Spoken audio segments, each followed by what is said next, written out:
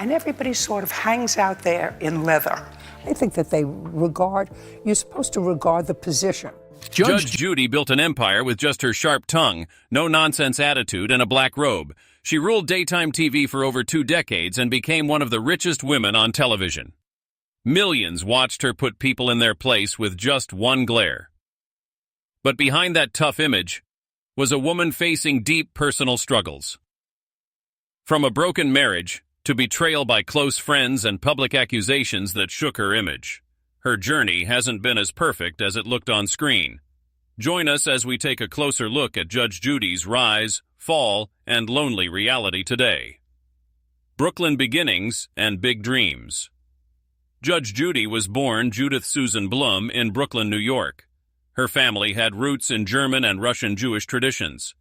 She often spoke warmly about her parents. Her father, Murray, was a dentist, and she once called him the greatest thing since sliced bread.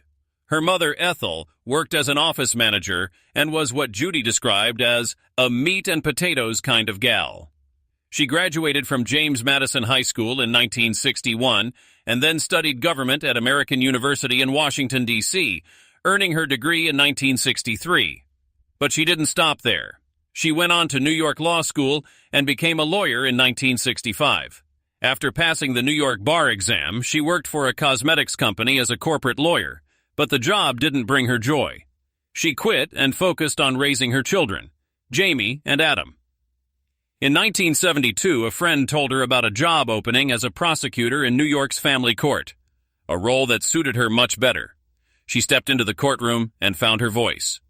In 1982, New York Mayor Ed Koch noticed her sharp attitude and made her a judge in the criminal court. Just 4 years later, she became the supervising judge for Manhattan's family court. She quickly earned a strong reputation. Some called her tough or harsh, though she disliked those labels. One thin. It was clear she didn't play around, and that bold personality would soon catch the attention of millions. Her rise to fame, from the bench to the big screen. In 1993, the Los Angeles Times published an article about her, inspired by writer Josh Getlin's wife, Heidi.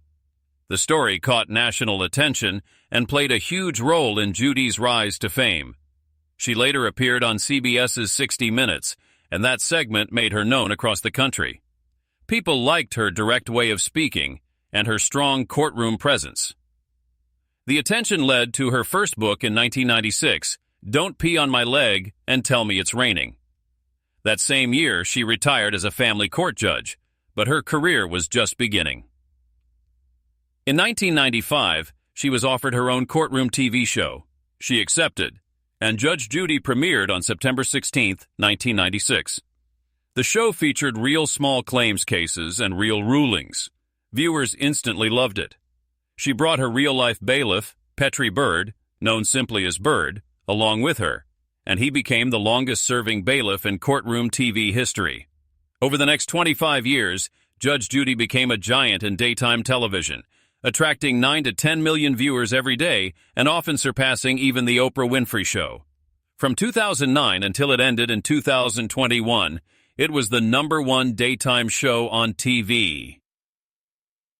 People loved how fast Judy handled cases.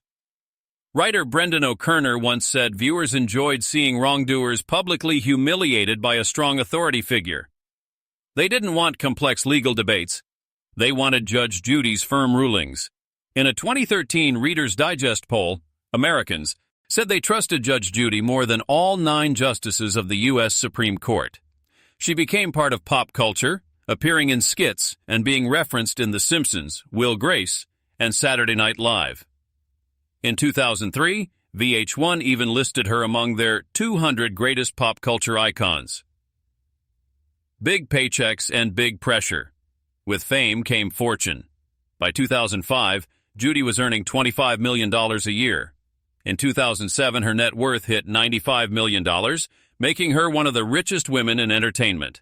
In 2008, her salary jumped to $45 million. But even with all that success, Judy considered retiring in 2010.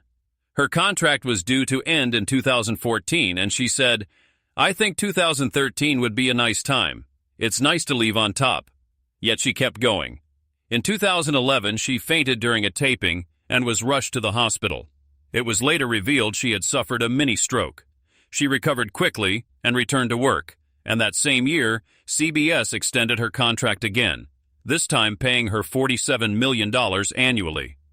Since she only filmed 52 days a year, she earned over $900,000 per workday. In 2017, Forbes reported she earned $147 million before taxes, making her the highest-paid TV host at the time. Judy once joked, "You want the Emmy or you want a job?" After going 14 years without one, she finally won a Daytime Emmy in 2013, followed by wins in 2016 and 2017. In 2015, she was inducted into the Guinness World Records as the longest-serving TV judge in history. But even legends have limits. Judy admitted her frustration with CBS and faced lawsuits, including one from Rebel Entertainment. On The Ellen DeGeneres Show in March 2020, she announced that the 25th season of Judge Judy would be her last, saying, "25 is a good round number." The final case was taped on June 8, 2021, and the last episode aired on July 23, 2021. A new show, a new era. Even before Judge Judy ended, Judy Shindlin had her eyes on a new project, Judy Justice. She wasn't retiring, she was reinventing herself.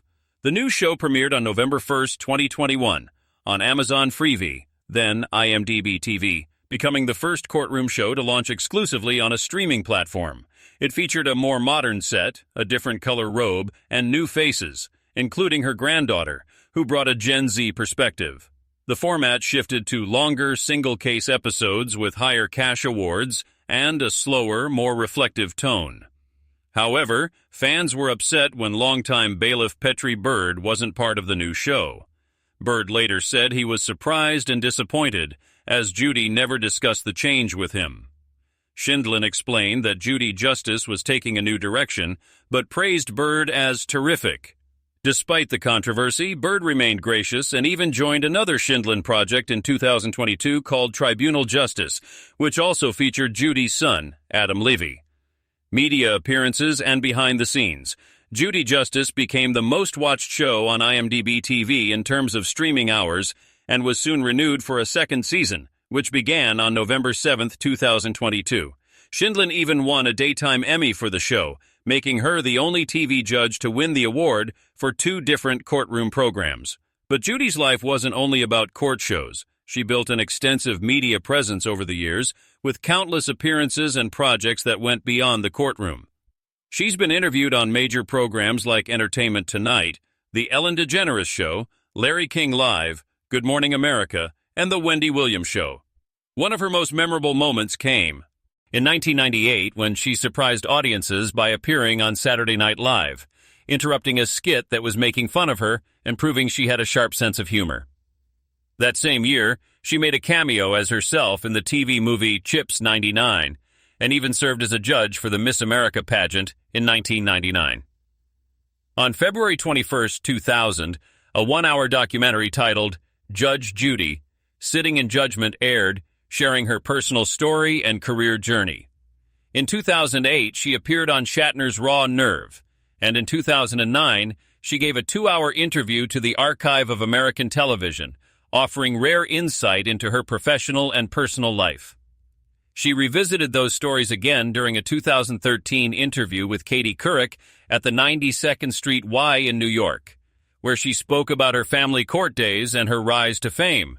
A year later, in 2014, Shindlin launched her own production company, Queen Bee Productions. One of her biggest hits from that venture was Hot Bench, a courtroom show with a twist. It featured 3 judges instead of 1. Judy got the idea after watching a 3-judge panel in Ireland with her husband saying, "We watched a 3-judge bench, which I found both fascinating and compelling." She brought that idea to life by choosing 3 strong personalities, Patricia DeMango, Tanya Acker, and Larry Bachman, later replaced by Michael Corriero. Produced by CBS and Randy Douthit, Hot Bench became a hit in its own right. In 2016, CBS announced it was developing a drama series based on Shindlin's life called Her Honor, about a young judge in New York with a brilliant career but a messy personal life. Judy served as an executive producer.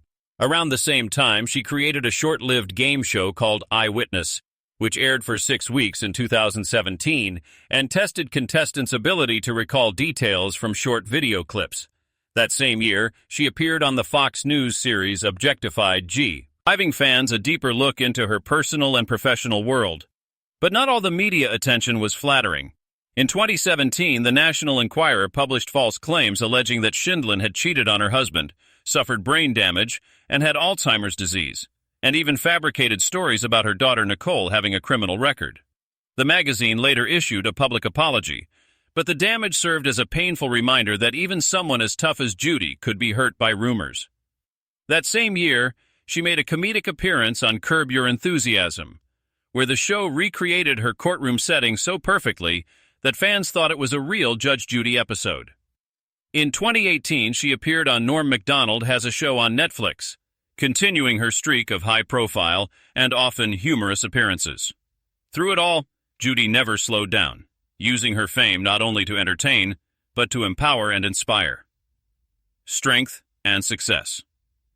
Judge Judy has always been proud of her independence and perseverance. She was the only woman in her law class, became a corporate lawyer by 23, and built a reputation in family court for being sharp, fearless, and fair. Beyond her TV empire, she poured her energy into community work. Together with her stepdaughter, Nicole Shindlin, she co-founded Her Honor Mentoring, a program designed to help young women gain confidence, develop professional skills, and explore career opportunities. In 2017, she also opened the Shindlin Forum at the University of Southern California, a public debate space dedicated to free expression and intellectual exchange. When one searches for the truth, she once said, one should be armed with all available information. A closed mind is a dangerous thing. Her voice carried power not only in courtrooms, but in the wider world. She has also written several books that combine personal reflection and practical advice.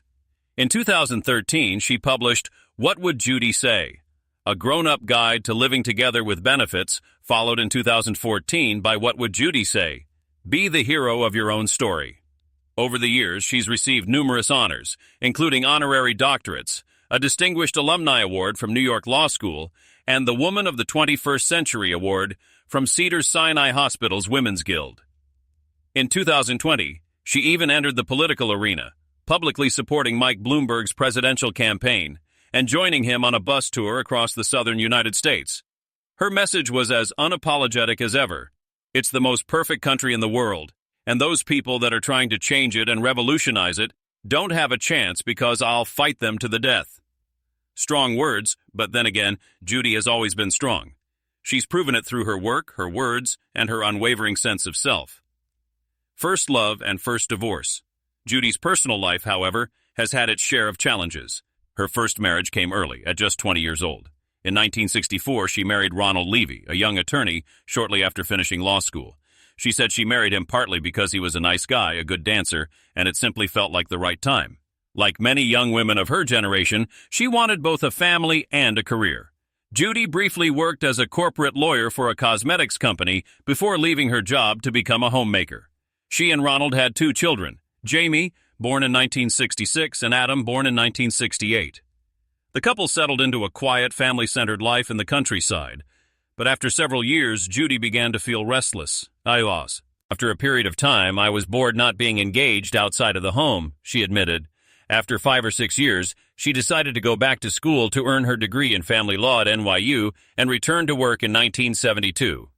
Determined to balance both family and career, she soon found success. But her husband didn't take her ambitions seriously. My first husband is a lovely, lovely man, she later said, but he always viewed my job as a hobby. There came a time when I resented that. That resentment eventually ended the marriage. After 12 years together, they divorced, just as Judy's second great love story began. Meeting Jerry and starting again. In 1976, soon after her divorce, Judy met defense attorney Jerry Shindlin at a bar in Manhattan while working as a prosecutor in family court. He was talking to a reporter when Judy approached, pointed a finger in his face, and asked, "And who is this?" Jerry shot back, "Lady, get your finger out of my face." It was the beginning of a lifelong partnership. They married in 1977, though their relationship wasn't without its complications. Jerry was still separated from his first wife at the time. He initially wanted to just live together, but Judy refused. "I want to see your divorce in the newspaper," she told him, "or don't bother calling again." He listened, finalized his divorce, and they wed soon after. Together, they blended their families, Judy's 2 children, Amy and Adam, and Jerry's 3 from his previous marriage, Nicole, Gregory, and Jonathan. It wasn't easy, but they made it work. "If the 5 children did not get along," Jerry once said, "we would just say goodbye." Fortunately, they did, and several followed in their parents' footsteps. Adam became a district attorney and later a judge on tribunal justice. Gregory opened the Schindlin law firm, and Nicole became a partner at Menzer Schindlin. Their other children took different paths. Jamie lives a private life, and Jonathan became an ophthalmologist. Through career highs, public scrutiny, and personal trials, Judy Schindlin's story has always been one of grit, wit, and resilience, a testament to a woman who built not just a TV empire, but a legacy that still commands respect today. A divorce, a second chance, and a new wedding. Judy and Jerry were happily married for many years, but in 1990, life took a hard turn. Judy's father, Murray Bloom, passed away, and she took it very hard. She needed emotional support and looked to Jerry for help, but he didn't know how to give it. Judy said, "I wasn't asking for anything unreasonable, and he wasn't being unreasonable either. He genuinely didn't know how to comfort her." Overwhelmed with grief, Judy wanted Jerry to take care of her just once, but he had lived his life a certain way and couldn't step into that role. Their communication broke down, and Judy gave him an ultimatum. She told him if he couldn't handle it, she would divorce him. Jerry challenged her, so she followed through. Judy recalled, "I said if you can't maneuver this, I'm going to divorce you." And he said, "Oh yeah, I dare you." The next day I got divorce papers. They officially divorced in 1990, but it didn't take long for them to realize it was a mistake. Jerry missed her presence during their separation, and Judy missed him too. After a bad date, she was happy when he reached out, and soon, their love rekindled. Even though Judy knew Jerry hadn't changed, she accepted him for who he was. Their bond grew stronger, and Jerry finally said, "This is silly. I'm uncomfortable being with you all the time and not being married to you. Let's get married again." Since both worked in law, getting remarried was quick and easy. They got a same-day marriage license and had a simple ceremony officiated by a friend who was a Supreme Court judge in New York. Their marriage has had its ups and downs, but today, Judy and Jerry stand strong as each other's biggest supporters. Their earlier problems came from a lack of support and miscommunication, but over time, they learned how to truly be there for each other. When Judge Judy became a hit in 1996, Jerry had no issue standing in her shadow. He said, "I think that behind every great woman, there is a man." And Judy supported Jerry's own rise when he joined the People's Court as a judge, proudly saying, "She is the one who told me I should do it." Both agreed that staying physically attractive for each other was important. Judy once said, "You know, if you fall instantaneously for somebody, that means there's a physical attraction." She added that Jerry takes great care of himself, maintaining the same physique she fell in love with 48 years ago.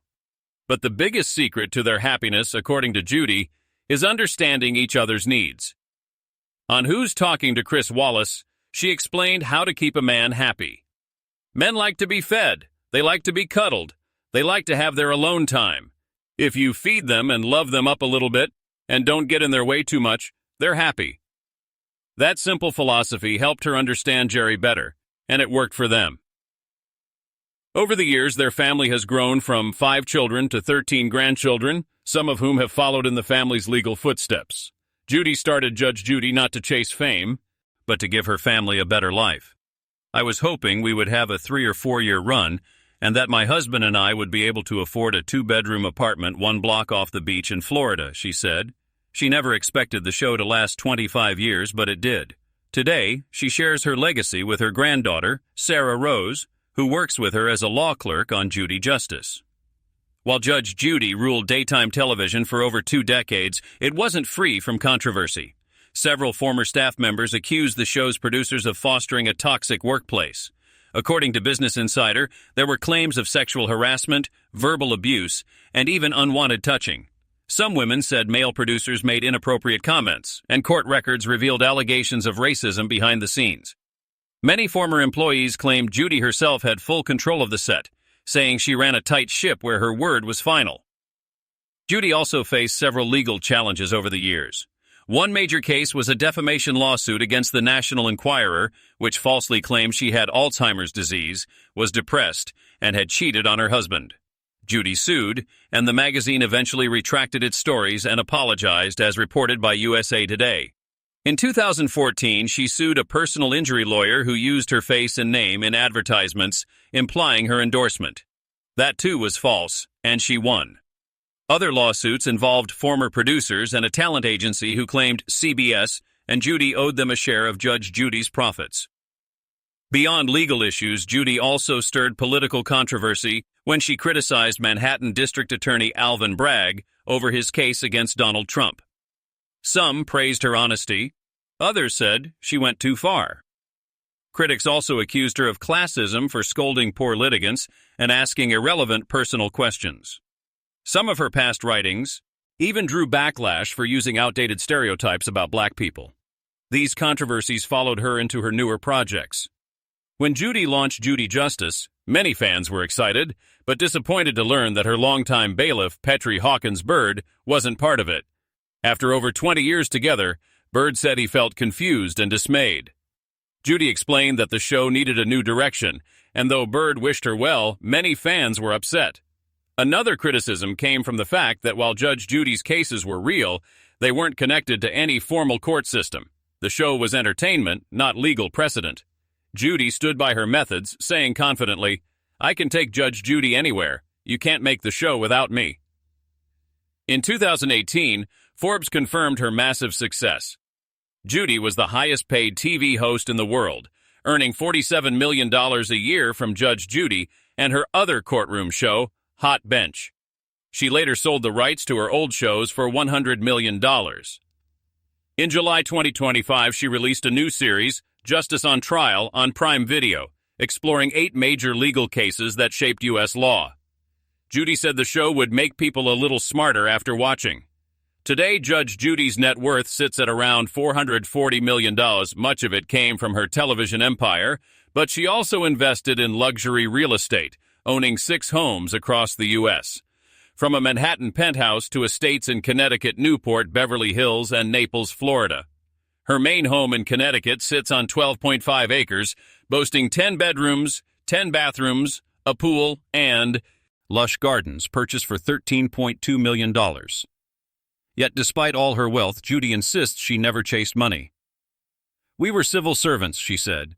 "We had 5 kids who all went to graduate school, and we tried to see to it they weren't burdened with debt." Her plan worked better than she ever imagined. From courtroom to cultural icon, Judge Judy built not just a show but an empire, one she now shares with the next generation.